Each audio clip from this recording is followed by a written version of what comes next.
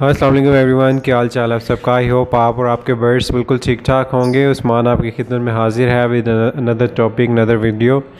I am sorry, मैं थोड़ा सा बिज़ी हो गया था अपने पर्सनल कामों में, तो वीडियो नहीं बना सका, but here it is. And हम जो प्रीवियस हमारे टॉपिक्स चल रहे थे उसको ही हम कैरी ऑन करेंगे। इसके अंदर एक बड़ा इंपॉर्टेंट टॉपिक था जो रह गया था, वो ये था कि डिसएडवांटेजेस ऑफ थिंग कि अगर आप अपने चिक्स को यानी कि सेल्फ चिक्स को टाइम पर पेरेंट्स से अलहदा नहीं करते, यानी कि आपके चिक्स जो हैं वो सेल्फ हो गए हैं, आप अपने उनके जो पेरेंट्स हैं उनसे अलहदा नहीं करते टाइम पर उनको, तो क्या क्या डिसएडवांटेजेस हो सकते हैं, आपको क्या क्या मसाइल पैदा हो सकते हैं आपके साथ या आपके पेयर के साथ, तो वो हम इस टॉपिक में डिस्कस करेंगे। वीडियो को पूरा वॉच कीजिएगा and do share it with other people.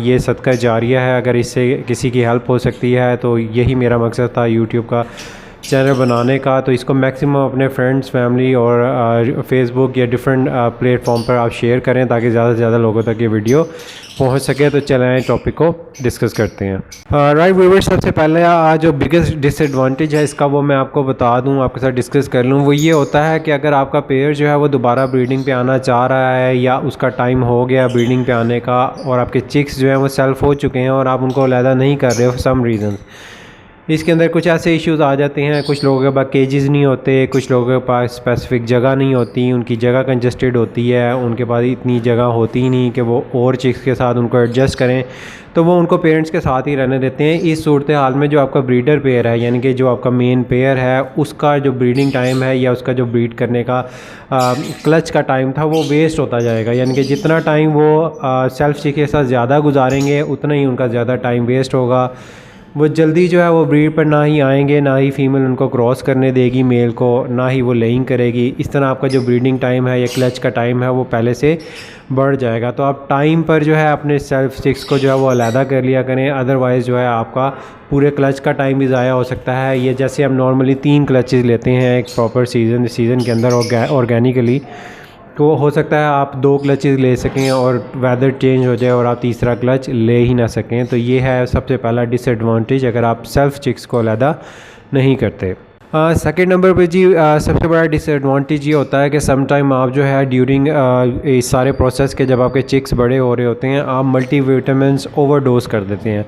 Overdose इस तरह होता है कि सम टाइम लोगों को पता ही नहीं चलता कि वो क्योंकि हर चीज़ के अंदर तो विटामिन्स होते हैं, यानी कि आप उनको सब्जियां जो है डिफरेंट किस्म के सीड मिक्स और एग फूड वगैरह ये सारी चीज़ें देते हैं। ऑन टॉप ऑफ दैट आप कैल्शियम का पाउडर जो है वो देते हैं, एग शेल का पाउडर देते हैं, और इसके अलावा मल्टीविटामिन जो हैं वो यूज़ करवा रहे होते हैं। तो सम टाइम जो होता है मल्टीविटामिन ओवरडोज हो जाते हैं और वो जो आपका पेयर होता है ना वो सम टाइम जो है अब ब्रीड के ऊपर पहले ही आ जाता है, यानी कि वो ऐसा होता है कि चिक्स अभी अंदर ही हैं, वो दोबारा ब्रीड पर आ जाता है। इसके अंदर ये होता है कि मेल जो है वो फोर्स करता है फीमेल को क्रॉस करने के लिए।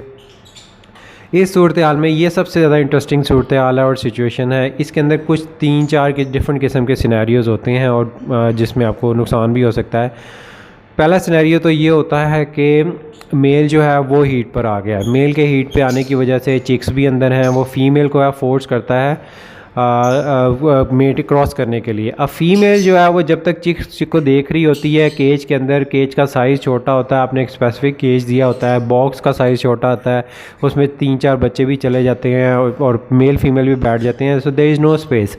तो फीमेल जो है वो उसको क्रॉस नहीं करने देती फॉर सम टाइम तक। इससे ये होता है कि मेल जो है वो अग्रेसिव हो जाता है, इसमें मेल फीमेल की लड़ाई भी हो सकती है। इसका ऑपोजिट भी हो सकता है कि फ़ीमेल जो है वो हीट पे आ जाए, अग्रेसिव हो जाए और मेल जो है उसको क्रॉस ना कर रहा हो। इस सूरत हाल में फ़ीमेल मेल को मारती है और इस सिचुएशन के अंदर थर्ड सिनेरियो ये पैदा हो जाता है कि वो दोनों या दोनों में से एक पेरेंट्स, दोनों या दोनों पेरेंट्स में से एक चिक्स को मारना शुरू हो जाता है। एक बात आप याद रखिएगा कि जब आप पेरेंट्स तभी ही चिक्स को मारते हैं जब उन्हें पता लग जाता है कि जो चिक्स हैं वो सेल्फ हो चुके हैं या वेरी नियर टू सेल्फ है, क्योंकि जो बच्चा है वो खुद से खाना शुरू हो जाता है। उसके बाद जो पेरेंट्स हैं वो उसको फीड नहीं करवाते हैं। जब पेरेंट्स बच्चे को फीड करवाना रोकते हैं उस टाइम के बाद जो है देयर इज़ अ चांसेस कि वो उस बच्चे को, स्पेसिफिक बच्चे को मारना शुरू कर देते हैं। जो बच्चा छोटा होता है उसको वो नहीं मारते, वो हमेशा उसी बच्चे को मारते हैं जो कि नियर टू सेल्फ होता है या सेल्फ हो गया हो। अच्छा, इसके बाद अनदर सिनेरियो क्रिएट हो जाता है कि मेल जो है वो फीमेल को क्रॉस कर लेता है, फीमेल मेल दोनों मीटिंग पे आ जाते हैं। जब बच्चे अंदर होते हैं तो वो बाहर क्रॉसिंग कर रहे होते हैं। इस सूरत हाल में जो फ़ीमेल है वो एग ले कर देती है बॉक्स के अंदर, ठीक है। जब वो बॉक्स के अंदर एग ले कर देती है तो उसमें होता ये है कि बच्चे जो हैं वो बाहर आते हैं, अंदर जाते हैं, दाना खाते हैं, अंदर जाते हैं, ठीक है, फ्लाई करते हैं, तो वो अंदर ही घूमते रहते हैं। उसमें एग्स के साथ जो है वो 2-3 किस्म की जो है वो इश्यूज़ क्रिएट हो जाते हैं। नंबर 1, अगर एग को जो वो बहुत ज़्यादा रोल ओवर करेंगे, ठीक है, अपने पाँव से आगे पीछे करेंगे, तो फीमेल जो है उसको इंक्यूबेट कर ही नहीं सकेगी सही तरह से, और वो आपका जो एग है वो फर्टाइल होगा ही नहीं, यानी कि आपके एग सारे ज़ाया होते रहेंगे जो वो ले करेगी।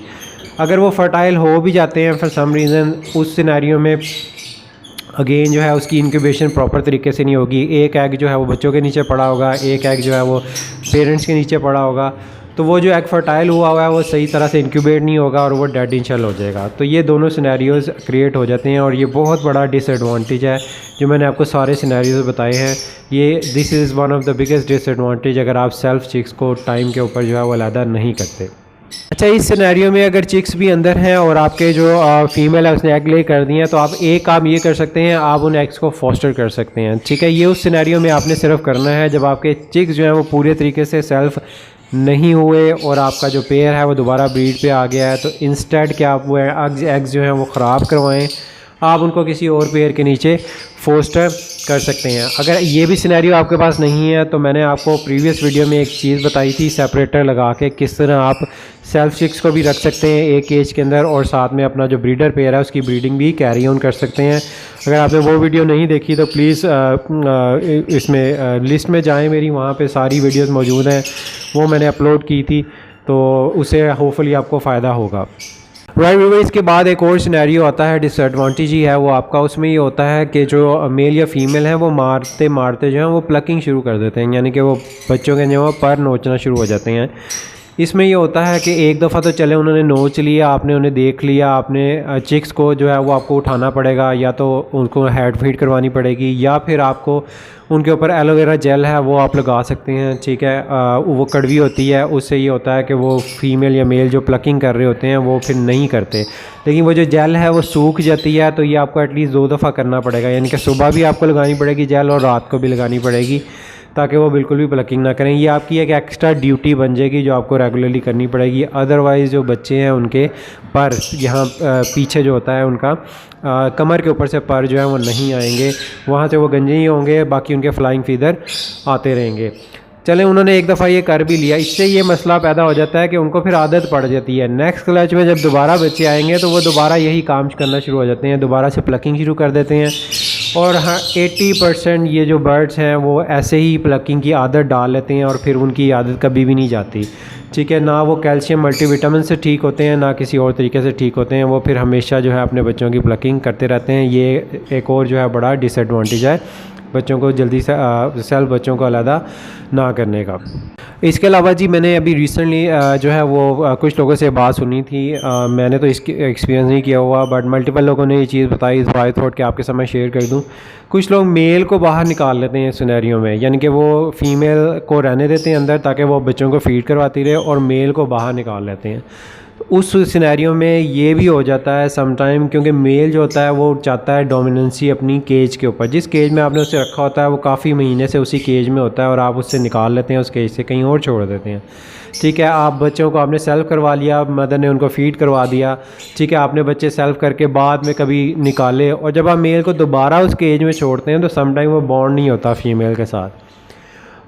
इस सूरत हाल में जो आपका और टाइम ज़ाया होगा, यानी कि आपको दोबारा से एक जो है वो बॉन्डिंग करनी पड़ेगी पेयर की, दोबारा से उन्हें नए केज में छोड़ना पड़ेगा, एक नया सिलसिला शुरू हो जाता है। तो मैंने ये भी देखा है कि लोग उसे निकाल लेते हैं, स्पेशली जो नए पेयर्स होते हैं। अगर आपके पास 2-3 साल पुराना पेयर है, आप सालों साल से करते आ रहे हैं, फिर ऐसा मसला आपको नहीं आएगा, वो मेल जो है दोबारा फीमेल के साथ बॉन्डिंग कर लेगा, लेकिन सम टाइम जो है वो मेल जो है वो माइंड कर जाते हैं, ठीक है, और वो दोबारा फ़ीमेल को क्रॉस नहीं करते हैं, उनके साथ उनकी बॉन्डिंग दोबारा से नहीं हो पाती। इस सूरत हाल में भी आपका बहुत ज़्यादा टाइम ज़ाया होगा। तो आई वॉन्ट रिकमेंड दिस कि आप मेल को निकाल लें सिर्फ इस चक्कर में कि आप बच्चों को फ़ीमेल के साथ छोड़ा हुआ है, या मेल बच्चों को मार रहा है तो आपने उन्हें निकाल लिया। इसका प्रॉपर तरीका यही है कि आपके पास प्रॉपर डेट्स होनी चाहिए, कब हैच हुए हैं बच्चे, ठीक है। आपने उनको ऑब्ज़र्व करना है कि कब वो केज बॉक्स से बाहर निकले हैं। मैंने अपनी प्रीवियस वीडियो में भी ये चीज़ें बताई थी, कब वो बॉक्स से बाहर निकले हैं आपने ऑब्ज़र्व करना है, कब वो खुद से खाना शुरू हो गए हैं। सो बिफ़ोर एनीथिंग हैपन, यानी कि इन डिसएडवांटेज में से कुछ हो, आपने टाइम पे जो है वो बच्चों को बाहर निकाल लेना है। एक छोटे केज में उनको पहले छोड़ना है, निकालने के बाद भी उनको ऑब्ज़र्व करना है कि वो खुद से फीड कर रहे हैं कि नहीं। ये भी मैंने अपनी प्रीवियस वीडियो में बताया हुआ है, अगर आपने वो नहीं देखी तो जाके देखें। उसमें मैंने 2 वीडियो बनाई हुई हैं जिसमें मैंने चिक्स निकालने से पहले आपने क्या एहतियातें करनी है और चिक्स निकालने के बाद क्या करनी है, दोनों चीज़ें 2 डिफरेंट वीडियोस में मैंने बताई हुई हैं। तो अपना बर्ड्स का ख्याल रखें, चिक्स का ख्याल रखें, यही आपका सरमाया है, ठीक है। आपने इतनी मेहनत की हुई है, अगर आप इनको ऑब्ज़र्व नहीं करेंगे, आपकी लापरवाही की वजह से या आपकी मिस कैलकुलेशन की वजह से जो है वो नुकसान हो सकता है। पेयरिंग ख़राब हो सकती है, बच्चों की प्लकिंग हो सकती है। प्लकिंग वाले बच्चे जो हैं वो फिर सेल नहीं होते, उनके जो है वो आने में जो है उनके फीदर 1 महीने तक लग जाता है, 2 वीक से 1 महीना, यानी कि 2 वीक्स to 4 वीक्स लग जाते हैं। उसके बाद ही वो सेल होंगे, आप उनको सेल भी नहीं कर पाएंगे। सो ये कुछ चीज़ें हैं, इनका ध्यान रखें। अगर आपके पास कोई और जो है सिनेरियोज़ आए थे तो please do let me know in the comments. तो इंशाल्लाह मिलते हैं नेक्स्ट वीडियो में विद अनदर टॉपिक। तब तक के लिए अपने बर्ड्स का, अपने पेरेंट्स का ख्याल रखें, मुझे दुआओं में याद रखिएगा। टेक केयर, अल्लाह हाफ़िज़।